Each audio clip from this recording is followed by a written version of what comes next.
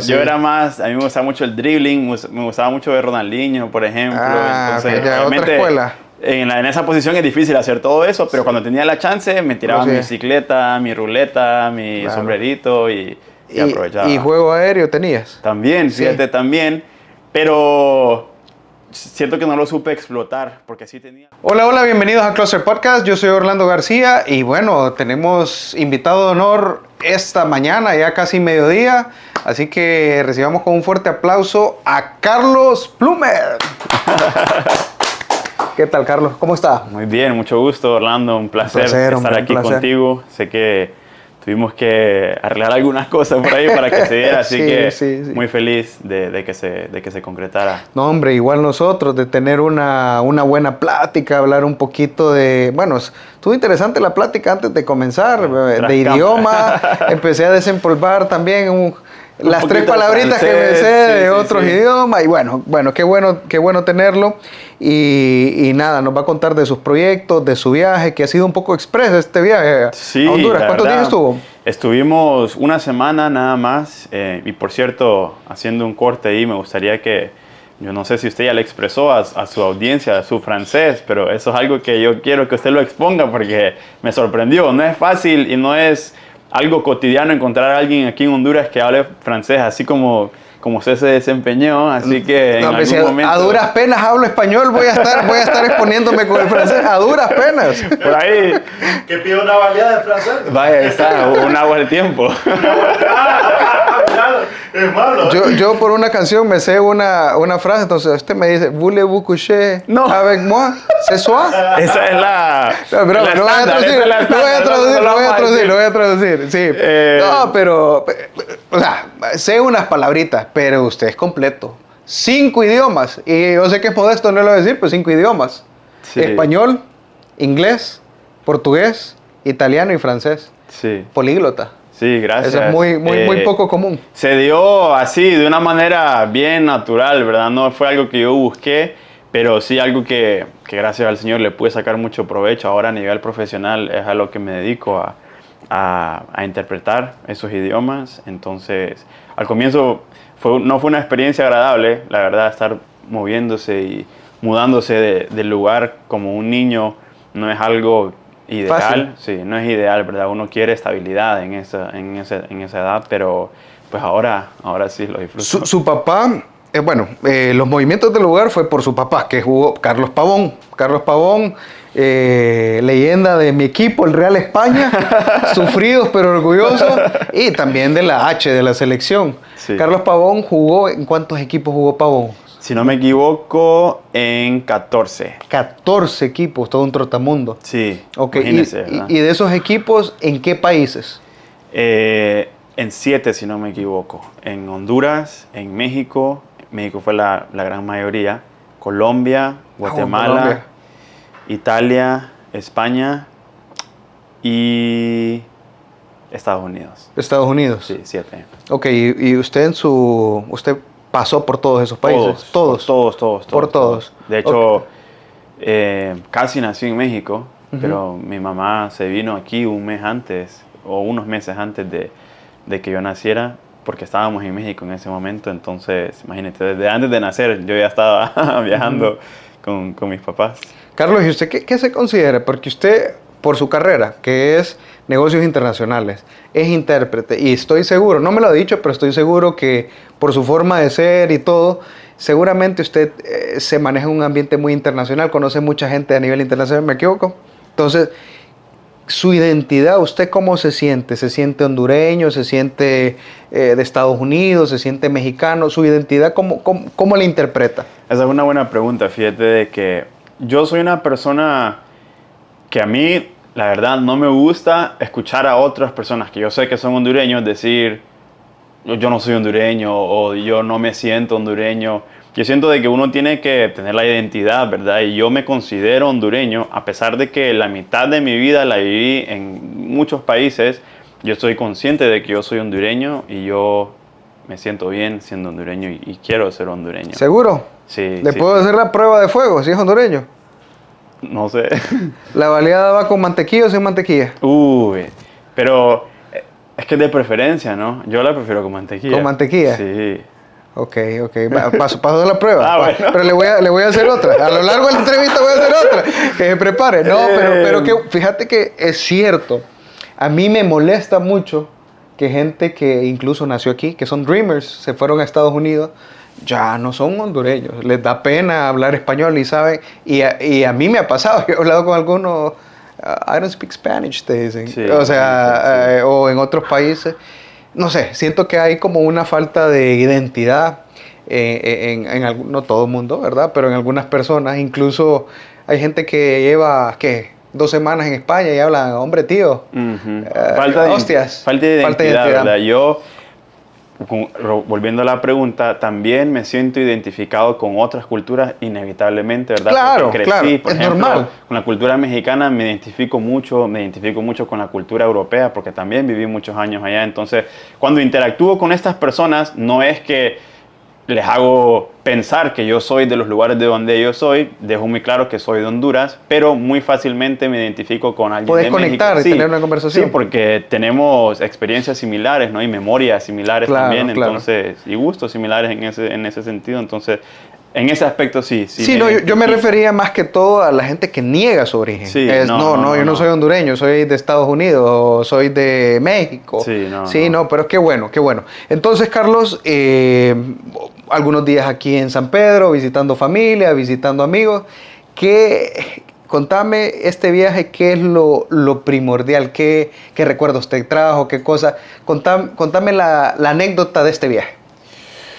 Muchas, la verdad. Vinimos principalmente porque... ¿Con Carlos vinieron? ¿Con su papá? Sí, vinimos con mi papá. Se nos invitó a una campaña de limpieza, primordialmente a eso vinimos. Y luego, bueno, fue por parte del señor Kerin Arita, que es un empresario, dueño de la empresa Kerin Boots.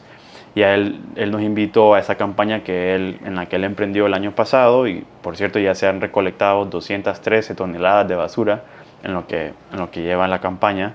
Entonces, es bonito, ¿no? Decir de que se está trabajando, pero es triste a la vez reconocer que hay un problema de basura en nuestro país. Okay. Y el nombre de la campaña es por una Honduras limpia y turística. Y yo creo que con lo que me quedo de este viaje es a nosotros se nos invitó y se nos dio la oportunidad de estar presente cuando se estaba recogiendo la basura. Y nosotros recogimos la basura. Entonces yo le decía a mi papá que estar escarbando en la tierra, recogiendo el plástico y todos los desechos que la gente desafortunadamente tira al lado de la carretera, me hizo sentir como que esa tierra es mía, ¿sabes? Yo creo que son muy pocas cosas con las que nosotros nacemos que nos pertenecen, pero nuestro país es una de esas cosas. Entonces yo creo que esa es la anécdota que me llevo, que al estar al lado de la calle, yo creo que muchas personas le decían a mi papá y me decían a mí, o sea, ¿ustedes qué están haciendo aquí? Ustedes recogiendo basura, como por qué, ¿verdad? Pero yo siento de que al estar haciendo eso y ensuciarme las manos y hacerlo realmente en persona, eso me hizo como sentir, este es mi país, y yo lo quiero cuidar y quiero, de la manera que sea, concientizar a las personas, que es una cosa cultural, ¿no? Eso es algo cultural y para cambiar una cultura tenemos que cambiar a las personas, comenzando por uno mismo. Y yo hablo por mí mismo cuando digo eso. Entonces creo que esa es la anécdota. Me doy cuenta de que como país y como cultura podemos cambiar, hay algunas cosas que podemos mejorar y son las cosas pequeñas, los detalles, los que hacen la gran diferencia. Buenísimo. Qué bueno que tenga esa mentalidad, Carlos, y excelente, adelante con esos proyectos, porque sí, hay muchas cosas, no vamos a cambiar todo de entrada, pero que aportemos un poquito cada uno en lo que pueda.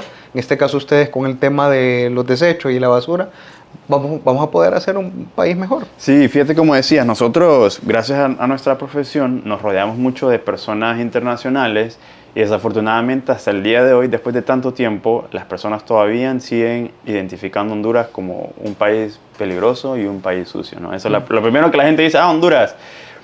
Sí, he visto fotos y es bonito, pero sí he escuchado que es bien peligroso, ¿verdad? Entonces, yo creo que nuestra meta es, no sé cuánto tiempo nos va a demorar, pero que en algún punto, cuando la gente piense en Honduras, piense, sí, el país del fútbol, el país de las islas, el país que se limpió, ¿verdad? Y tuvo una, ¿me entiendes? Que esa percepción de nuestro país cambie porque no, esa parte sí no es bonita cuando interactuamos con otras personas, de que nos reconozcan por eso. Totalmente. Carlos, y para que la gente, mucha gente te conoce, jugaste en Olimpia, jugaste en Maratón en España, pero para la gente que tal vez ahorita o no tiene buena memoria, te asocian definitivamente, aunque no lo quieras, con tu padre, no con Carlos Pavón, porque es un ícono del fútbol y para muchas personas es un modelo a seguir. Y ya vamos a hablar de él. Pero, de cierta manera, tú tienes tu identidad, tu manera de pensar, que es muy diferente. Estoy seguro que tienen cosas que se parecen, pero hay cosas que son muy diferentes, que no tienen nada que ver una cosa con la otra. Entonces, comencemos por ahí para que la gente lo vaya conociendo mejor. Y van a hacer dos preguntas en una. ¿Quién es Carlos Plummer y en qué se diferencia de Carlos Pavón? Sí, es muy interesante la pregunta, cómo la formulaste, porque dijiste, aunque no quieras, ¿verdad? Las personas te comparan con tu papá. Cuando yo jugaba, la verdad es que no me gustaba que me compararan con mi papá, más que todo por el peso que eso tenía en mí, ¿verdad? Porque cuando las personas me comparaban, había una expectativa muy alta de que yo tenía que asimilarme y replicar lo que él hacía y sobrepasarlo en algún punto, ¿verdad? Entonces, cuando jugaba, esa comparación no me gustaba. Pero ahora que ya no estoy jugando, la verdad ya no tengo ningún problema con que se me compare. Pero quien yo soy una persona muy alegre, una persona que le gusta aprender mucho. Desde pequeño siempre disfruté los estudios, especialmente los idiomas. Una persona que me gusta mucho estar constantemente aprendiendo. Me apasiona el fútbol como no tienes idea. Si yo pudiera ver 10 partidos de fútbol en un día, lo haría sin ningún problema también. Me encanta el fútbol. ¿De qué equipo es? ¿De Honduras? Con sinceridad. Sí, no, mira, yo le decía... Aunque se enojen los España.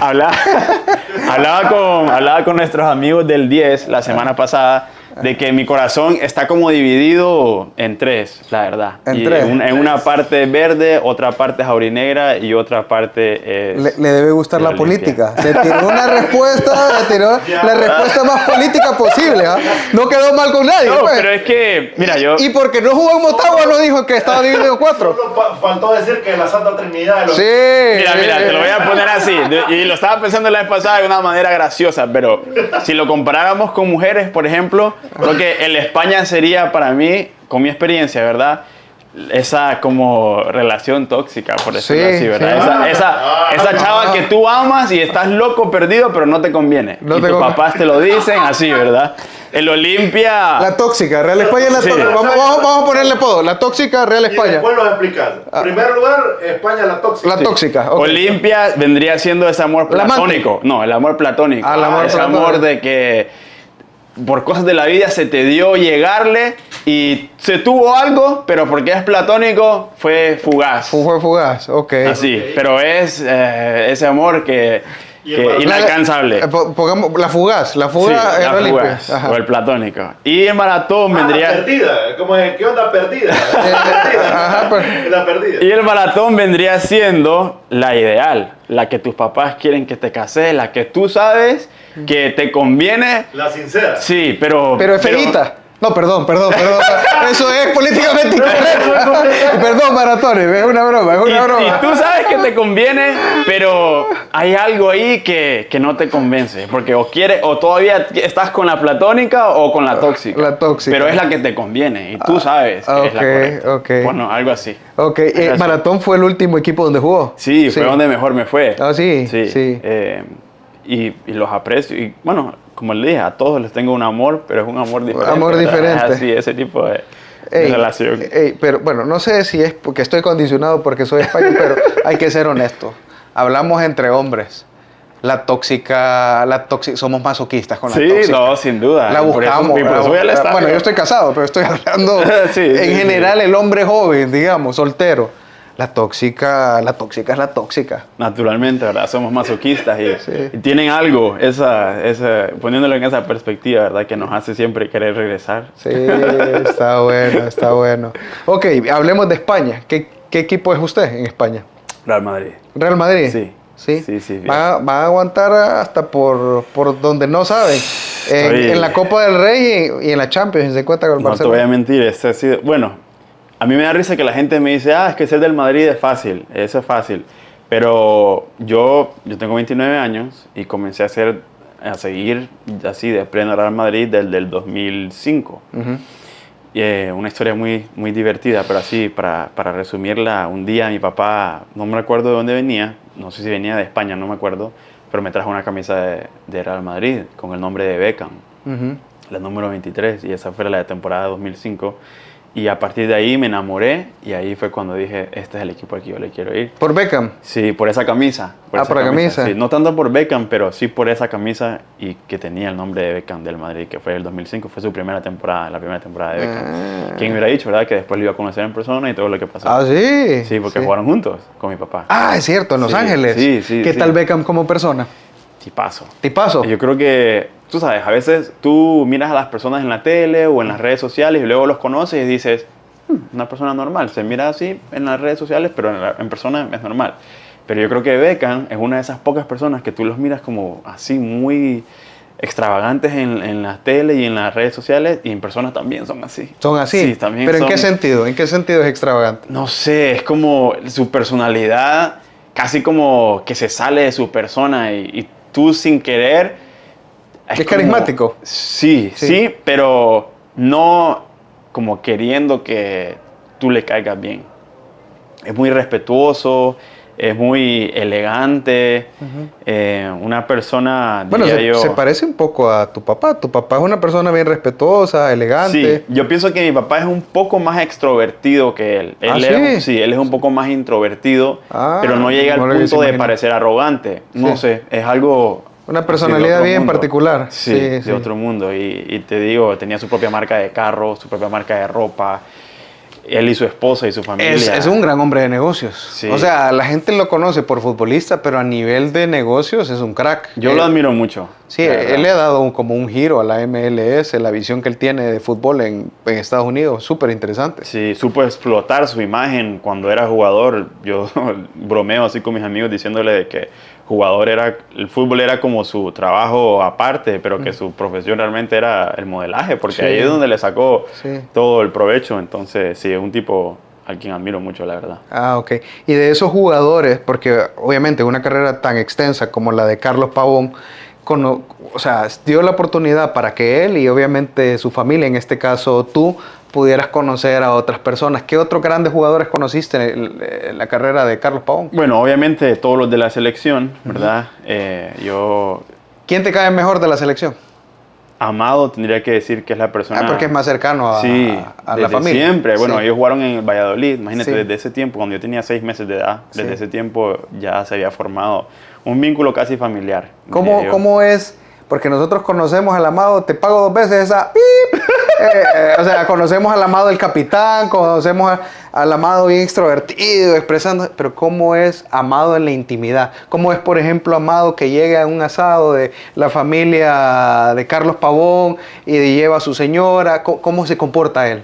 Fíjate que esa es la parte que yo más disfruto de ser hijo de mi papá, es de poder conocer a la persona detrás de las figuras. Y Amado como persona es una persona muy divertida, una persona que no pierde ninguna oportunidad para hacer algún chiste. Para ¿Es chabacán?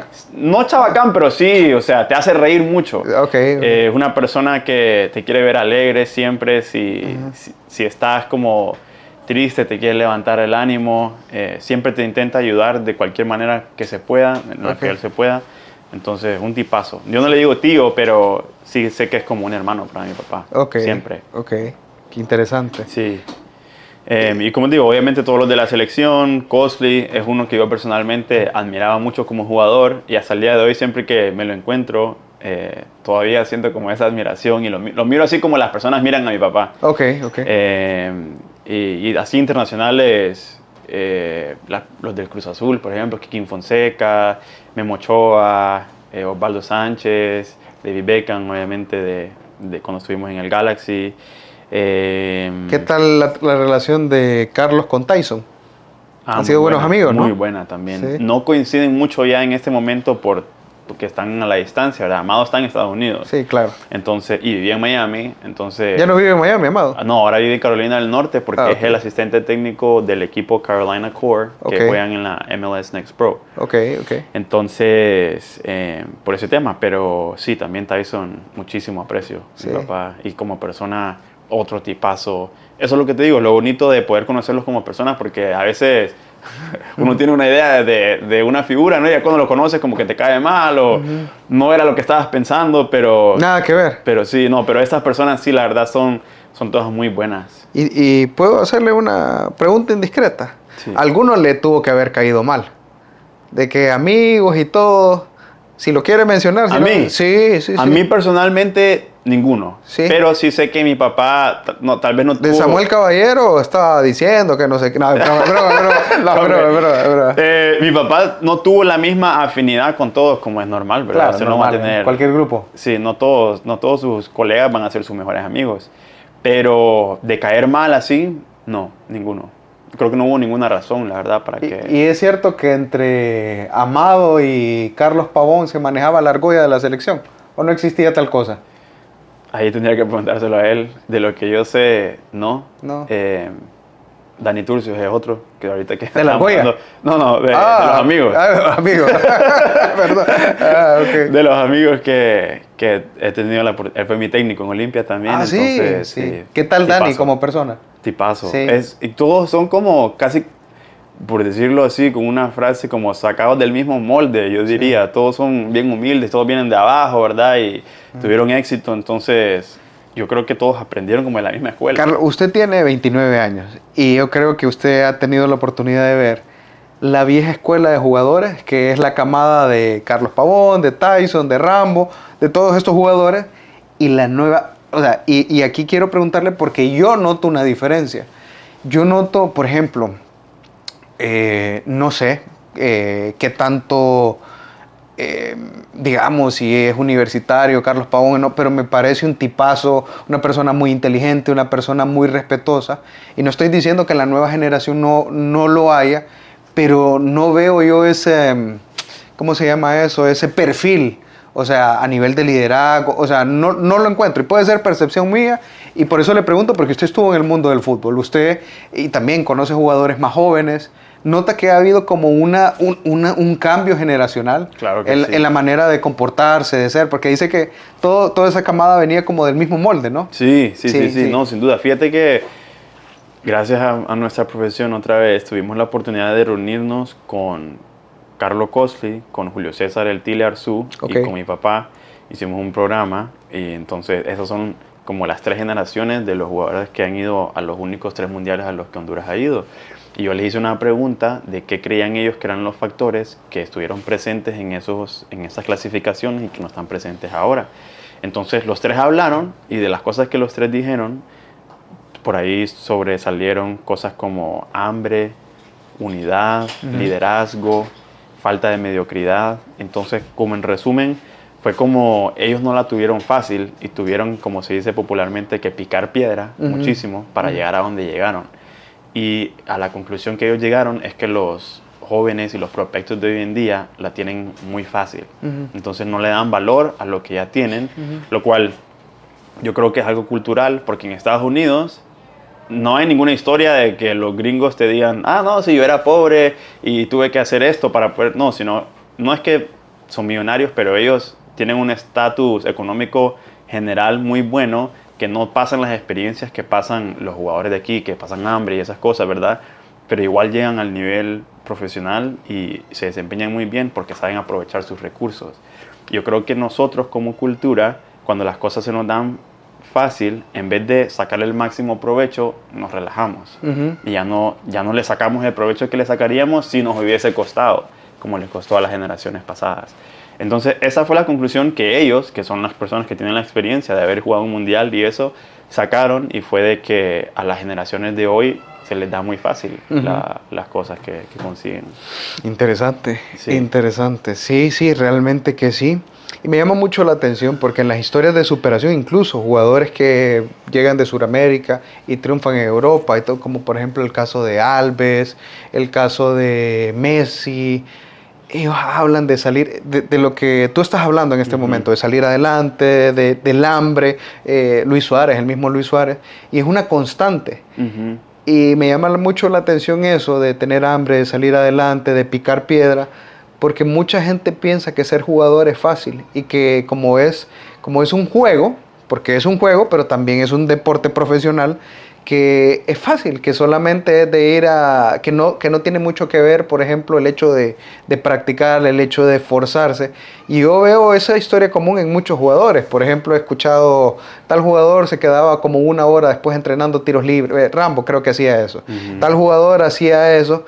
Y tal vez me puedes aportar un poquito en esa parte que fuiste también jugador, que no es solamente un juego y tiene mucho que ver la dedicación y el esfuerzo que le dedicas. Sí, fíjate que yo hablaba con alguien la semana pasada sobre cómo hay mucha competencia interna también, y esa es la parte que la gente no ve. La gente solo mira los 11 que van a jugar, los 3 que van a entrar de cambio, una que otra foto de entrenamiento y ya, pero en realidad, como es una profesión y tú estás compitiendo con otros 4 o 5 que están luchando por tu misma posición, ¿no?, en el campo, y semana tras semana tú te tienes que probar de que si tú eres el titular es por esto, esto y esto y esto. O sea, no hay ningún momento en el que tú ya estás básicamente garantizado en que tú vas a jugar todo el torneo, todos los partidos. No, tú tienes que demostrar todos los días por qué el técnico te tiene que escoger a ti. Y luego hay cambios de técnico y eso empieza otra vez. Y el técnico tiene tal vez otras preferencias diferentes. Entonces yo creo que esa parte es la parte más difícil, ahí es donde entra la parte mental, ¿verdad? Porque tú tienes que, sí, competir con otros 4 o 5 que están atrás de ti, que están intentando aprovechar todas las oportunidades para quitarte el puesto de una manera sana.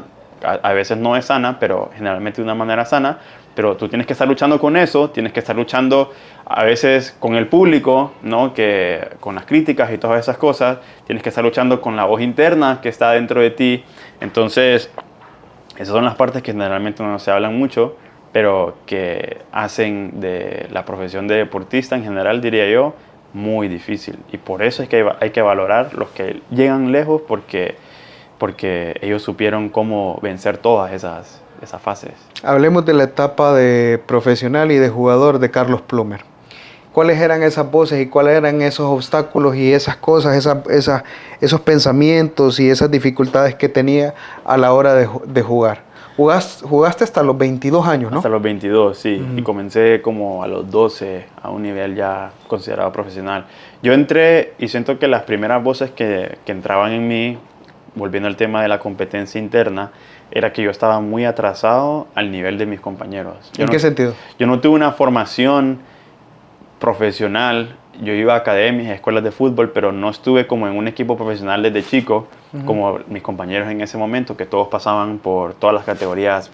Federadas. Ajá, exactamente. Yo no estuve federado por muchos temas, pero no tuve esa experiencia. Entonces, mi nivel de progreso y de desarrollo a la hora de llegar, por ejemplo, a las reservas de la España, estaba muy por debajo comparado con mis compañeros. Mis compañeros ya estaban listos para debutar en primera. Okay. Y yo todavía estaba, como por decirlo así, en pañales. Tenía que aprender muchísimo a hacer las cosas simples de una manera constante. Obviamente sabía... ¿Cómo qué? ¿Cómo parar un balón? Obviamente sabía cómo parar un balón, sabía cómo pegarle bien al arco, sabía cómo moverme, como lo sabía, pero no sabía cómo hacerlo constantemente. No sabía cómo parar de 10 balones, parar los 10 bien. No sabía cómo hacer un toque, un control orientado, por ejemplo. Esas cosas que desde chico te las enseñan y las practicas cuando estás federado, eso yo no lo tuve. Entonces todo eso yo lo tuve que aprender ahí, y eso dificultó y atrasó muchísimo mi progreso. Pero esa fue como mi primera experiencia. ¿A qué edad estamos hablando acá? Estamos hablando, yo entré a los 12 años. 12 años, sí. Okay. Y para ese momento, obviamente eres un niño todavía, pero futbolísticamente hablando, esas cosas ya tienen que estar bien establecidas. Y si no, pues cuesta más. Entonces, a mí por esa parte me costó mucho. Y luego otra parte que recuerdo que me frustraba mucho era la parte física. Yo me sentía muy atrás físicamente que mis compañeros. Mis compañeros corrían 10 kilómetros en un día como si nada. Y a mí me costaba mucho. Nunca había corrido tanto en mi vida. Y ahí me di cuenta de que para poder jugar fútbol a cualquier nivel, tienes que saber correr. Y tienes que poder tener la resistencia de poder correr un partido entero. Y a mí me daban calambres. Y ¿No estabas acostumbrado? No. Entonces fue como me tiraron así, diría yo, ¿no? Como al vacío, a la guerra. Y poco a poco fui... ¿Quisiste renunciar en ese proceso formativo?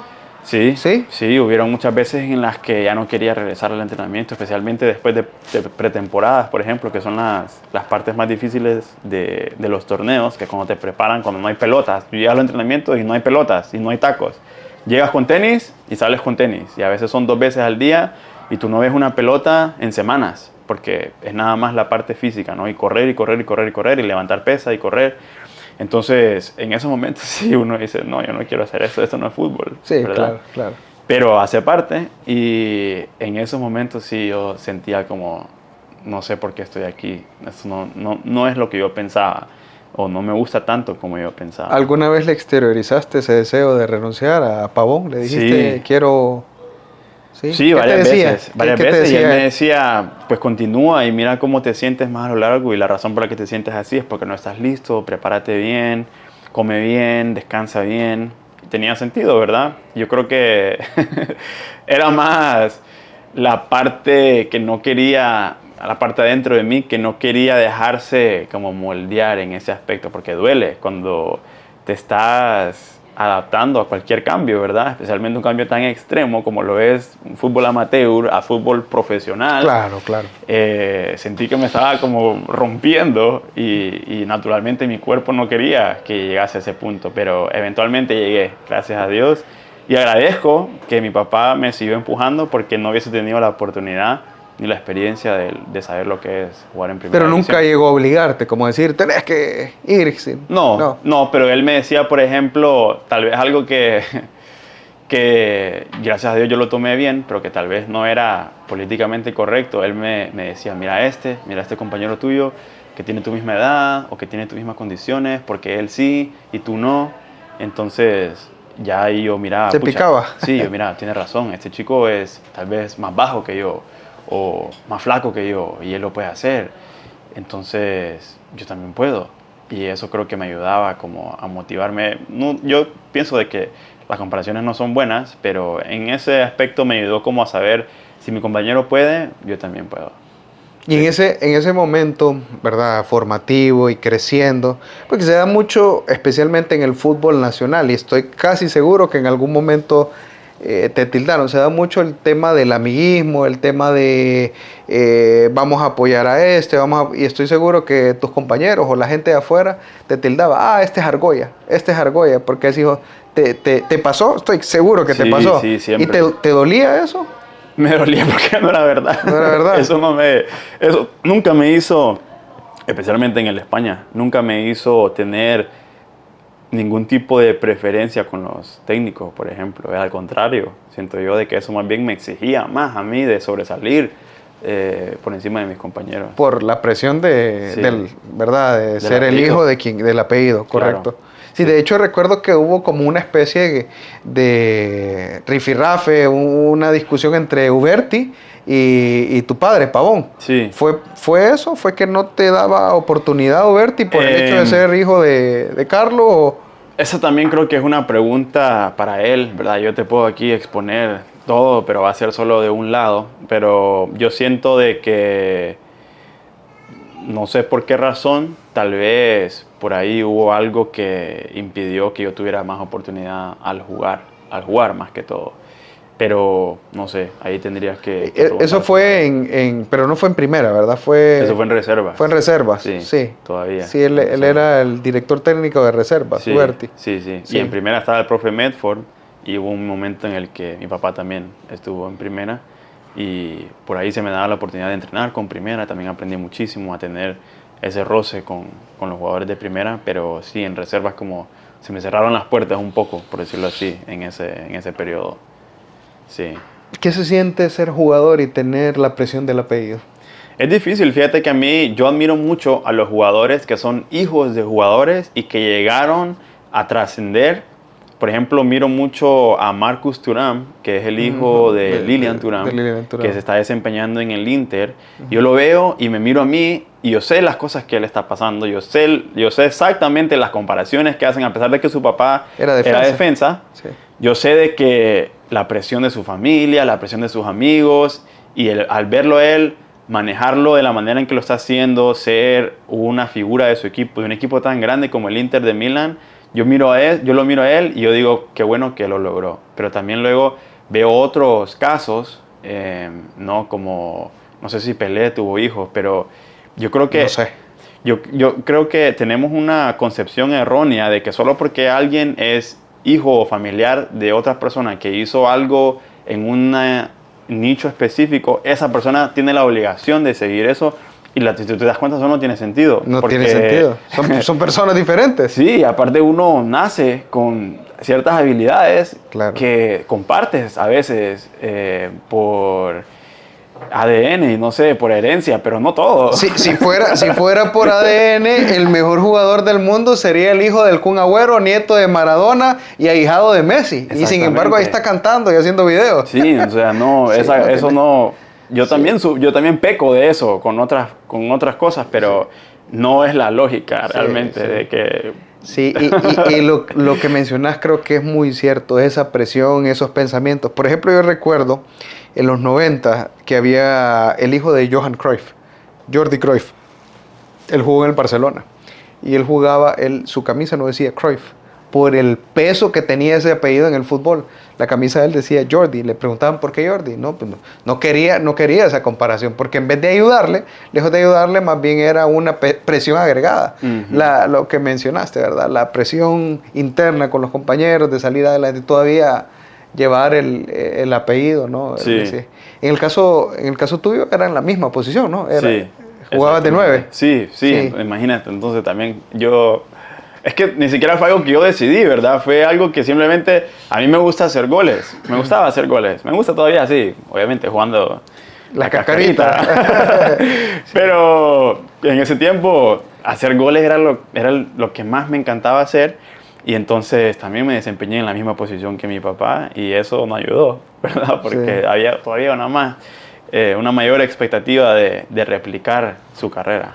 ¿Cuáles eran tus características, Carlos, como jugador? Mira, en esa parte sí me diferenciaba con mi papá. A mi papá le gustaba mucho, por ejemplo, buscar el balón a la espalda de los defensas. A él le gustaba mucho moverse y buscar los balones al espacio. Y yo, al contrario, a mí me gustaba recibir la pelota en los pies, exactamente, más como enganche. A mí me gustaba... Algo como Pedro Joaquín, que las marcas. Es un jugador de Olancho, que así. Killer de Olancho. Sí, que él dice que es más pivote. Así más o menos. Para darte una comparación así que tal vez todo el mundo pueda conocer, me gustaba, por ejemplo, cómo juega Benzema. Como Benzema. Sí, que... Te ofendió a los tachanos. Sí, porque no quiso aceptar. No, es que son las mismas características los tres. Bueno, sí, Benzema y Pedro. Sí, bueno, pero para la gente que no lo conozca como Benzema. Sí, así. O sea, que mucho tocar el balón. Sí, hasta me encantaba asistir a mis compañeros. Mi papá a veces me decía, ¿por qué asistís? ¿Por qué das el pase cuando tienes el arco libre? Y le decía, es que a mí me gusta pasar la pelota. A mí me gusta, para mí el pase es un arte y me gusta ese sentimiento de cruzar las líneas y habilitar a tus compañeros. También me gustaba mucho eso. No más que hacer goles, pero también disfrutaba mucho de esa parte. Entonces yo creo que esas eran mis características. Ok. ¿Tu papá le daba una y era? Sí, él tenía esa virtud, ¿verdad? Sí, hombre, era asesino. Sí. Con el pobre El Salvador le metió como no sé cuántos goles. Sí, donde los agarraba, los vacunaba. Sí, yo era más, a mí me gustaba mucho el dribbling, me gustaba mucho ver Ronaldinho, por ejemplo. Entonces, ya otra escuela. En esa posición es difícil hacer todo eso, pero cuando tenía la chance me tiraba mi bicicleta, mi ruleta, mi sombrerito y aprovechaba. ¿Y juego aéreo tenías? También, fíjate, también.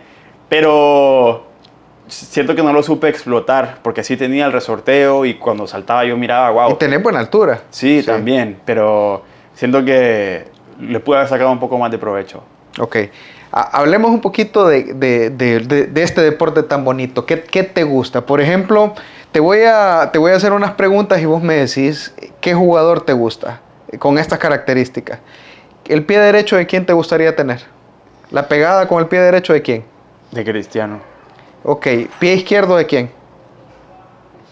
De Messi. Ok, dribbling, Neymar. Neymar.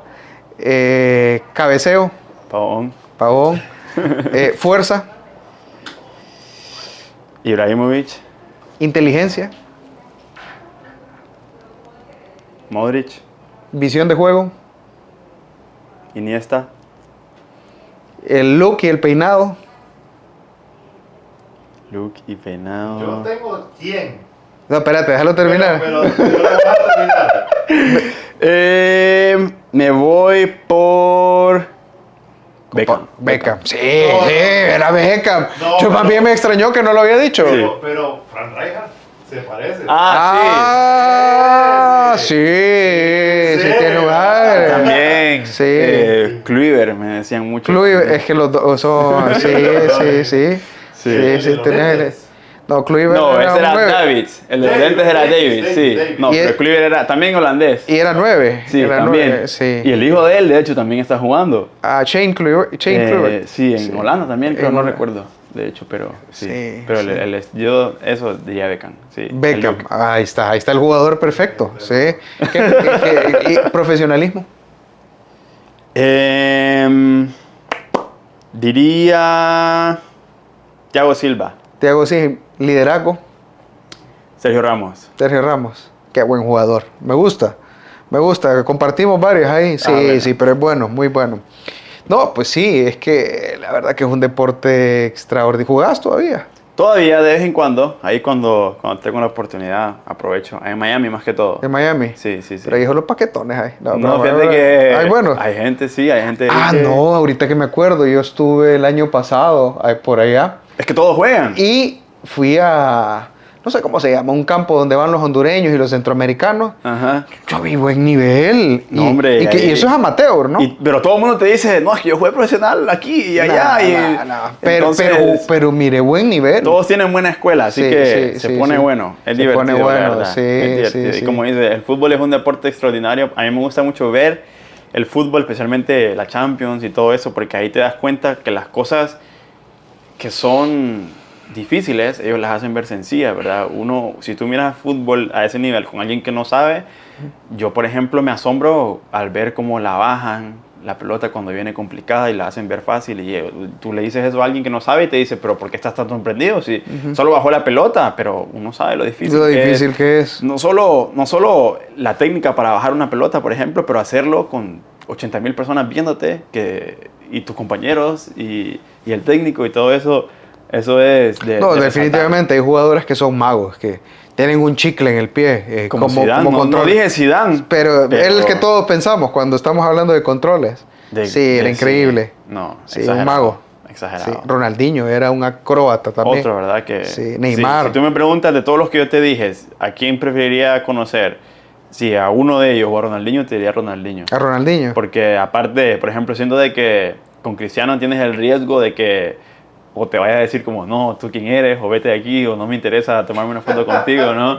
Pero con Ronaldinho es fijo, de que no solo se va a tomar una foto, sino que hasta plática te va a sacar. Te va a llevar a beber. Te va a llevar a beber, te va a llevar a- Y te va a poner 3 brasileñas ahí bailándote, peligroso. Sí, Sí. y eso es algo que me emociona, por ejemplo, de hablar portugués. Sí. Que siento de que en algún momento me voy a topar con uno de esos grandes y voy a Bueno, tener... en Miami no es tan difícil. ¿Verdad? En Miami te los encontrás. Bueno, de hecho, yo tengo una experiencia en Miami. Yo estaba en un lugar, en un restaurante, ahí hablando, y estaba, y no, o sea, no lo imaginé. Yo estaba platicando con Memo Ochoa. Y estaba con un tío y me dice, ¿sabes con quién estabas platicando? Memo Ochoa, le digo. O sea, no hice clic al ver al jugador Sí. a estar hablando con él así En persona. en persona, Sí. pero sí. Eso es lo bonito de Miami Sí, también, que te sí. topas con personas así bien aleatorias y entonces... Pero sí, ojalá un día. Sí, sí. Y del fútbol hondureño, fuera digamos, de tu padre, ¿qué jugador admiras? Dame el top 5 de jugadores que admiras, que digas, qué grandes jugadores. Puede ser de cualquier época. De cualquier época. Sí.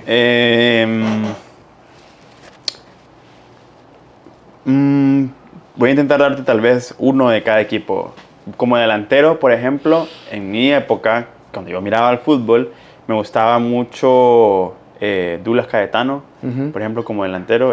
Yo quería ser así también, sacando a mi papá, ¿verdad? Lo miraba a él y yo decía, wow, yo quiero ser como él. Era un tipo muy fuerte, entrené con él, tuve la dicha de entrenar con él. Era un tipo que físicamente estaba... Animal. Exagerado y no le quitabas la pelota jamás, Fácil. nunca.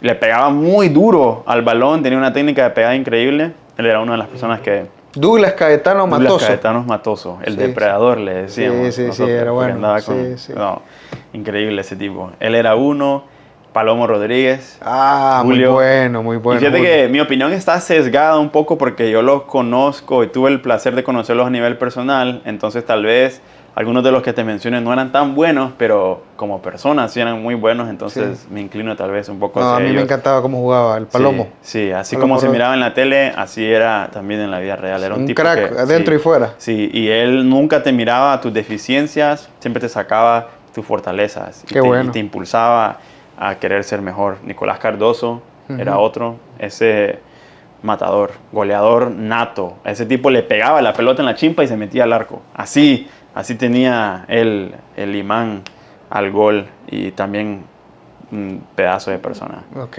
Van tres, dame dos más. Futbolísticamente hablando, Byron Méndez fue uno de los jugadores que más me sorprendió futbolísticamente hablando. Como persona también, no lo conocí tanto, pero sí entrené con él y las veces que compartí con él en persona, un tipo muy humilde, me invitó a su casa, creo, a jugar FIFA por ahí con otros compañeros, pero jugadorazo. La técnica que tenía ese tipo, un pesar que no llegó a trascender en la selección por factores externos, pero ese es muy uno, técnico. Exagerado. Y otro, Jonathan Tejada. Si hablamos de técnica, ese tipo es técnica personificada. O sea, ese tipo te agarraba la pelota, se la ponía en la cabeza, hacía 1000 ticas sin ningún problema, te daba un pase perfecto, la técnica de pegada.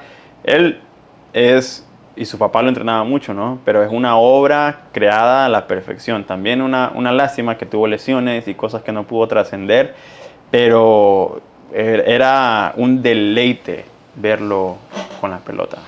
Carlos, y podemos convenir, ya que mencionaste dos jugadores súper técnicos, pero que no trascendieron tanto, en la selección por lo menos, podemos convenir de que el talento puro no lo es todo para el éxito en el fútbol. ¿Estamos de acuerdo? Especialmente en el fútbol de Honduras. Creo que se valora mucho más la garra y el ímpetu y que te barras y que corras, que al final en Estados Unidos, por ejemplo, también yo creo que se valora un poco más eso. Y eso, no solo en el fútbol, pero en la vida te das cuenta de que te va a llevar más lejos. Si solo tienes eso, es muy probable que llegues más lejos a que si solo tienes talento. Obviamente tienes que tener los dos. Claro. Y cuando si tienes los dos es una locura. Sí. Es una locura. Pero si solo tienes esa otra parte, vas a llegar. ¿Qué jugador has visto en Honduras, talento puro, que vos decís, si hubiera tenido otra formación, hubiera sido... lo hubieran formado, qué sé yo, en una cantera en España, ya que viajaste mucho, a saber a dónde hubiera llegado? Alguien que reconozcas talento, puede ser de cualquier generación. Yo prefiero hablarte con los que yo estuve. Okay. Oscar Salas, por ejemplo, era uno también que... Es que esa generación de la Olimpia era de oro. Sí. Lo tenían todo. Y yo también tuve la chance de estar de compañero y también de adversario con él, y creo de que si él hubiese tenido otro ambiente hubiese llegado muy lejos y hubiese sido una pieza clave en el mediocampo de Honduras, hablando de los que no llegaron, ¿verdad? Pero hay otros que sí llegaron, por ejemplo Jorge Álvarez. Él es uno de esos ejemplos de un talento puro y de una garra. Las dos cosas que se combinaron. Las dos, sí, por ejemplo. Sí.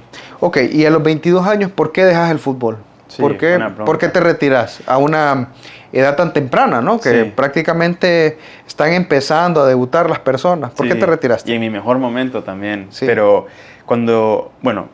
yo nací en el Evangelio de Jesucristo como miembro de la Iglesia de Jesucristo de los Santos de los Últimos Días. Ok.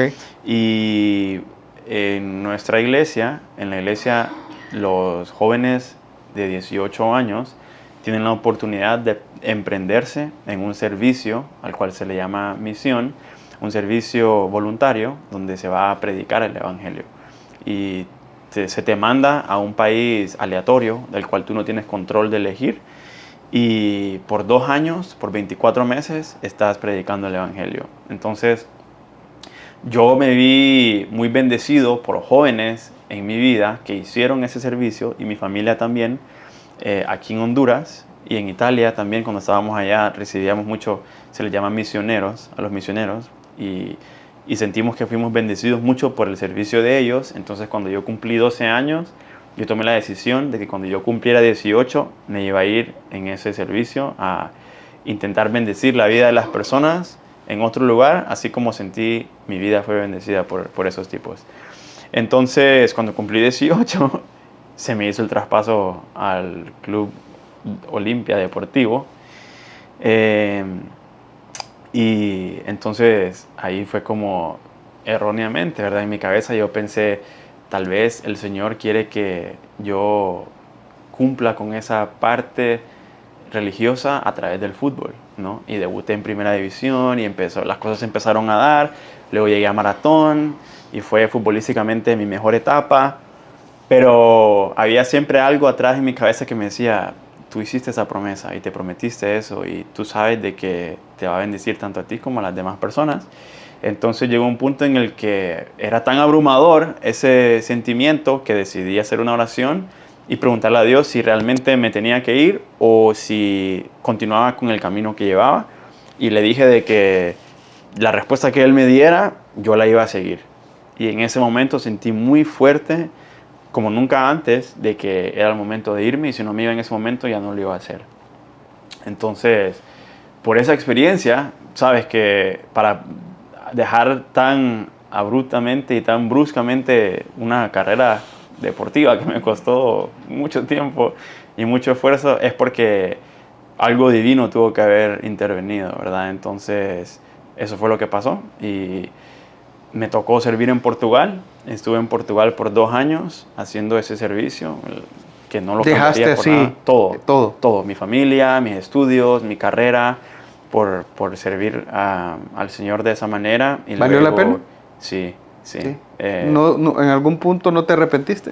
Creo que hubieron algunos momentos en los que estaba como, especialmente en Portugal, que es un país muy futbolero, yo diría muy comparado con Honduras, que a todos les gusta el fútbol y todos juegan fútbol. Portugal es mucho así, y tú miras a los niños jugando fútbol en la calle y se mira mucho eso. Hay momentos en los que sentía, wow, yo debería estar jugando en ese momento, pero viéndolo todo así de una manera completa, no me arrepiento, y si tuviera que elegirlo, hacerlo otra vez, lo haría. ¿A qué ciudad hiciste tu servicio? Pues me tocó el país entero. Entonces estuve en Lisboa, estuve en Porto, estuve en el sur que se llama el Algarve, y me tocó como extendido. Solo no estuve en las islas, que Portugal tiene unas islas que se llaman Madeira. Madeira, ¿de dónde eres cristiano? Sí, ahí desafortunadamente no me tocó, pero no me hizo falta porque Lisboa y Porto dicen que son ciudades muy bonitas. Sí, y están llenas de pinturas de cristianos también. Y yo, siendo aficionado del Madrid, estaba como... Me sentí como en casa en ese momento. Sí. Entonces, sí, fue una experiencia muy bonita. Ok, qué interesante. ¿Y de ahí que te fuiste a Estados Unidos? Sí, de ahí me fui a Estados Unidos. Mi papá ya estaba permanentemente con Univision, entonces mi familia se mudó a Miami cuando yo estaba en Portugal. Entonces de Portugal fui directamente a Miami y allá intenté retomar el fútbol. Jugué en una liga semiprofesional, que de hecho quedamos campeones con ese equipo de esa división, y me salió una oportunidad en el Inter de Miami. Eso es algo que no muchas personas saben, pero me salió una oportunidad con el Inter de Miami cuando el equipo apenas estaba empezando. No habían jugadores en primera división. Ellos comenzaron estableciendo como las fuerzas básicas.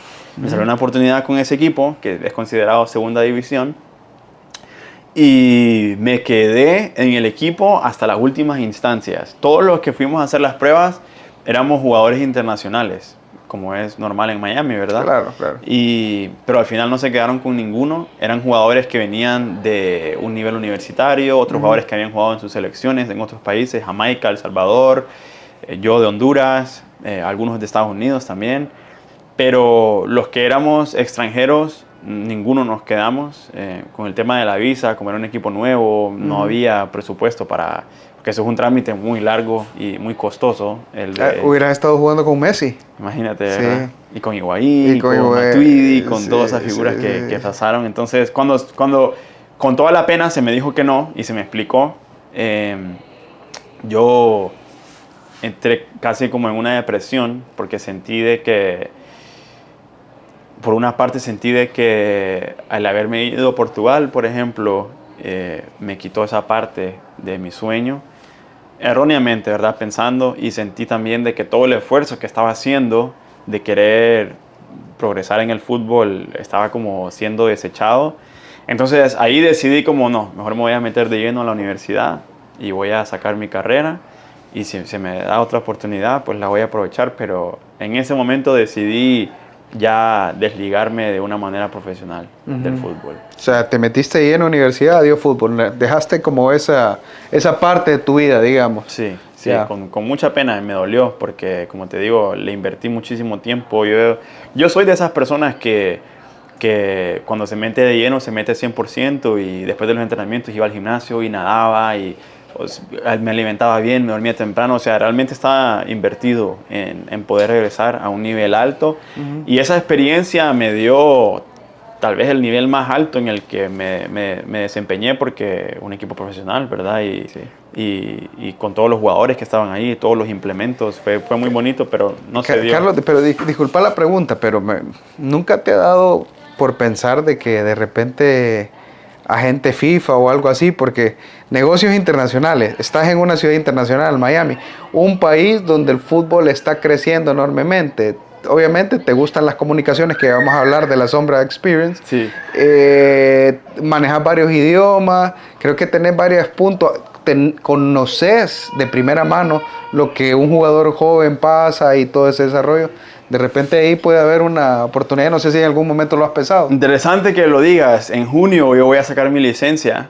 Entonces ya por ahí vamos a emprender en ese lado. Okay. No solo del lado hondureño, sino que también del lado americano. Hay mucho talento allá en Estados Unidos que desafortunadamente por varios factores se pierden, y a mí me encantaría hacer ese vínculo entre Estados Unidos y Honduras, y traer a talentos que tal vez no son aprovechados allá, que yo sé tienen todas las condiciones para jugar en primera división aquí, y tal vez diversificar un poco nuestra liga. Buenísimo, interesante, buenísimo. Sí. Contame un poquito acerca de la Sombra Experience, ese gran proyecto que estás desarrollando al lado de Carlos Pavón, tu papá, y que son socios y padre e hijo. ¿Cómo surge esa idea? Que para los que no saben, pues es el podcast que tienen Carlos y Carlos, ¿verdad? Donde pues lo están haciendo plenamente de fútbol, ¿no? Sí. Y de la experiencia de mi papá, por eso se llama Experience, porque de esa parte de la experiencia de mi papá. Pero realmente, te decía tras cámara, ¿no? De que mi papá es una persona muy reservada, muy conservadora, no le gusta llamar la atención. Si él puede evitar el público, lo evita, que a veces es lo contrario. ¿Seguro? Yo me acuerdo que salió en un video de rap, que decía, el pueblo, eso no significa que no me gustan los frijoles, y salió con una cadena, un bling bling. No parece tan conservador. Una etapa, ¿verdad? Que todos, por la que tal vez todos pasamos en nuestra vida, pero yo creo que eso fue más por el arte, por la parte de la música. Eso sí le gusta mucho. ¿Le gusta el hip hop? Sí, le gusta mucho el hip hop, el rap. Ese tipo de música. ¿Y vos qué te gusta? A mí me gusta más la música alternativa. Me gusta más los clásicos. Soy más de eso. Pero sí me gusta bailar mucho. Me gusta la salsa, la bachata también. ¿Perrea Carlos Pavón Jr., Carlos Plumer? Cuando se presenta la oportunidad. ¿Perrea Carlos Pavón así en...? Con mi mamá cuando se presenta la oportunidad. Sí, también. Está bien, curiosidad nada más. Sí. Pero... Un goleador debe perrear, ¿sí o sí?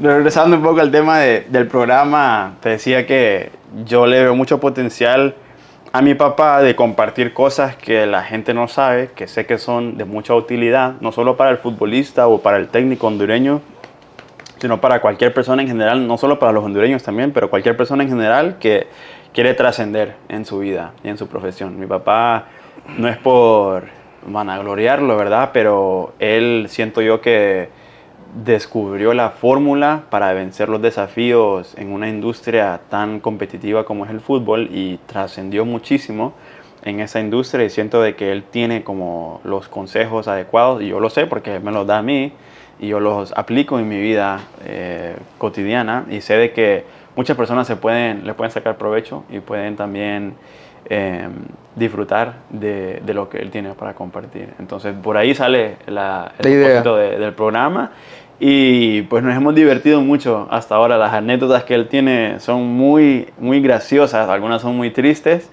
pero le encontramos ahí siempre el lado gracioso a todo y yo creo que se van a sorprender de descubrir también de dónde realmente viene Carlos Pavón. Limeño. ¿No? Sí, de las cosas que se pasan y que acontecen en este caso en el fútbol de nuestro país. Yo también tengo algunas anécdotas ahí que ojalá ayuden a mejorar, ¿verdad?, el sistema y el medio en el que nos envolvemos cuando se trata de fútbol. Carlos, ¿y dónde los pueden encontrar para este proyecto? Si quieren ver las entrevistas, si quieren ver los clips, ¿a dónde los encuentran? Sí, si los quieren nada más escuchar, están en Apple Podcast y en Spotify. Y si lo quieren ver, están también en YouTube. El nombre de la página es La Sombra Experience. En Instagram y en TikTok también estamos por si quieren por ahí darse una vuelta y ver un poco de nuestro contenido. Buenísimo, buenísimo. Vayan a seguir. Hablando de experiencia, Rambo tuvo un asadito, ¿verdad? Con tu papá. ¿Tuvo qué? ¿Fue algún asadito con tu papá? ¿Cuándo? Rambo. Te pregunto si Rambo fue algún asado. No, sí, ellos siempre están, siempre que... ¿Una anécdota? ¿Alguna anécdota de Rambo? Fíjate que Rambo es una de esas personas, desafortunadamente, con las que yo no he coincidido mucho. Siempre que ellos han estado juntos, yo no he estado presente. Entonces, esa la vamos a tener que guardar para mi papá, pero sí, yo sé que él tiene muchas. Sí, debe tenerlo. Pero ¿no te escuchaste a tu papá que contó algo? ¿No te acuerdas? Sí, pero prefiero que las diga él. Son poderosas. Son poderosas. ¿Y Amado?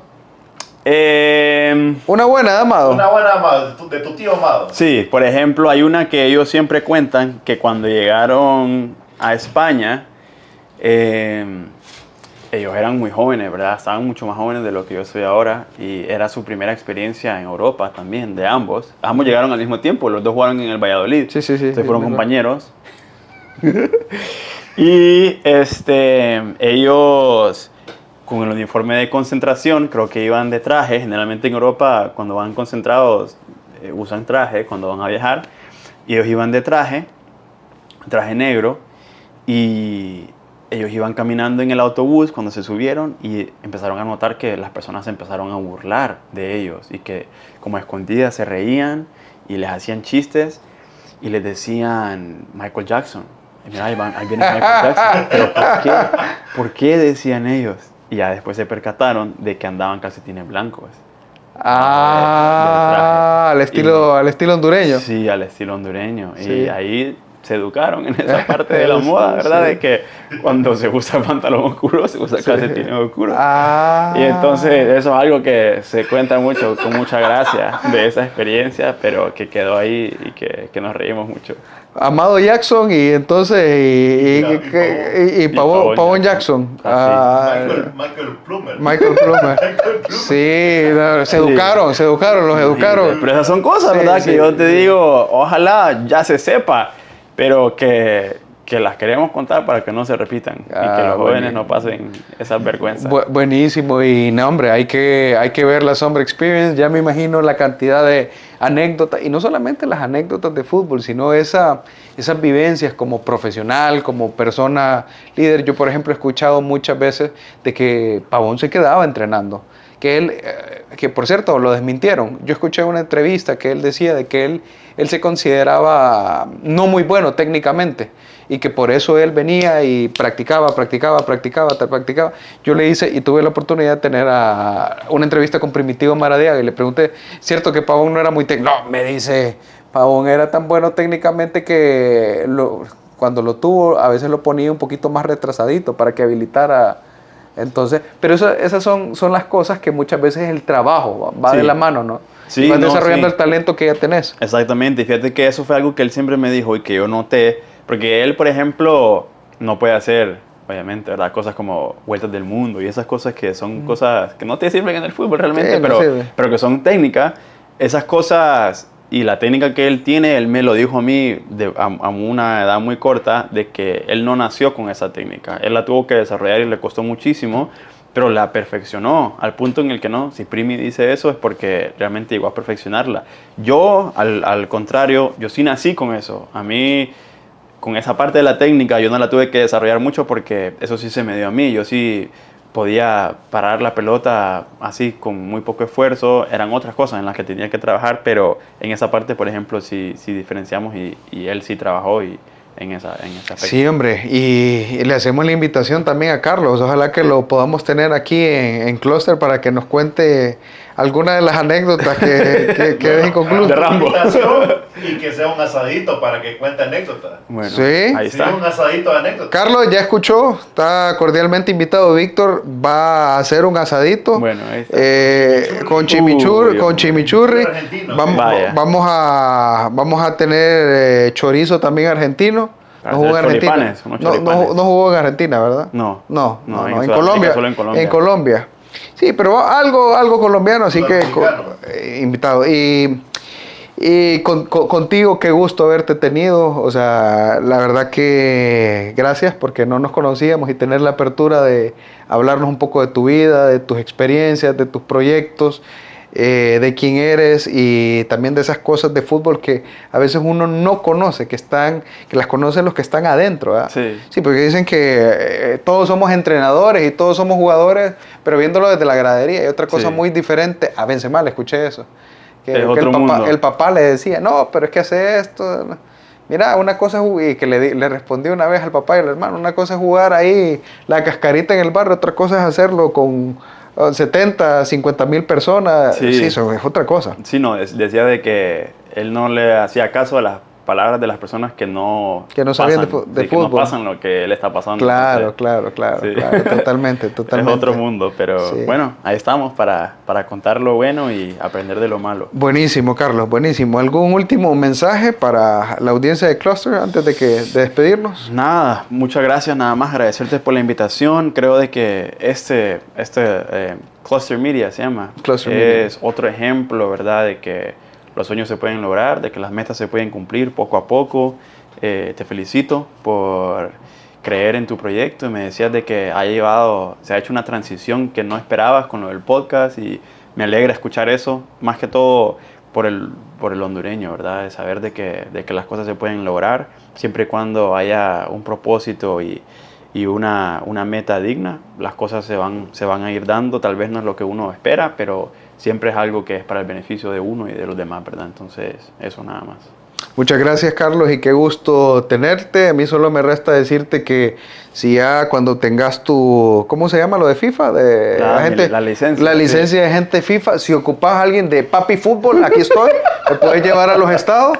Víctor también. Víctor es Centro Estorbo. Yo soy aguatero. Aparte. Sí. Bueno, ya los vamos a probar. Aprovechando que sabes francés, a ver si te llevamos también. Sí, con los haitianos. Por si no pagamos ninguno de nosotros. Sí. El pivote. Pero fíjate que te quiero hacer un comentario. Ajá. Mira qué bonito. Estaba hablando con el hermano de Carlos, que bueno, hijo de Pavón, obviamente, pero todos sacaron algo del ADN del papá. Ajá. Me dijo que un hermano de ellos era músico. ¿Ah, sí? Sí. ¿Trapero también? Sí. Entonces todos sacaron algo de Carlos. Sí. O sea, y él es beisbolista. Sí, me dijo. Sí, le va a los Padres de San Diego.